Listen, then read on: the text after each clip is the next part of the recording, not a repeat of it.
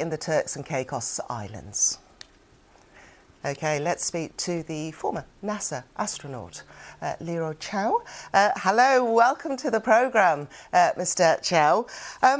So let's start off first with the SpaceX failure. How much of a dent will this be for Elon Musk?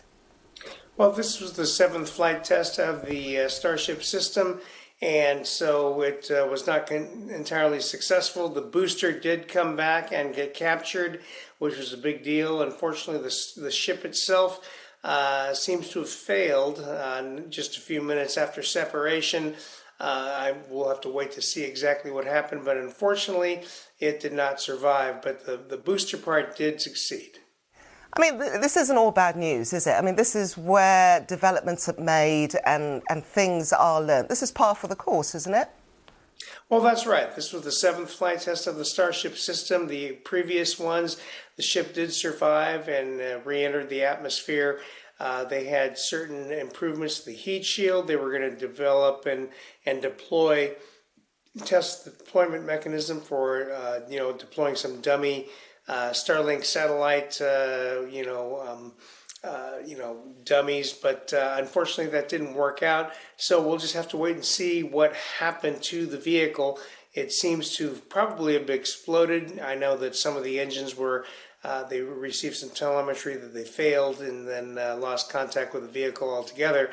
But the good news is that the booster did come back. This is the biggest booster ever launched. This is something more powerful than Saturn V moon rockets, more powerful than the current Space Launch System rocket. It did come back and get captured by the mechanical arms, so it was at least a partial success. There is a lot that's going to be going on in space this year. First off, quite a few missions to the moon. What's so significant about what is hoping to be achieved through 2025? Right. So the moon has been the focus recently, and just a day ago or so, the Falcon 9 SpaceX vehicle did launch 2 rovers on their way to the moon. They're going to characterize the regolith, do some important measurements, and then of course we had the Blue Origin New Glenn successfully launched into orbit for the first time just yesterday. So it's been a big week for space exploration. This was number 7 for the flight test, and flight tests, of course, you're going to learn from them. Unfortunately, the ship did not survive, but they're going to learn a lot from this experience.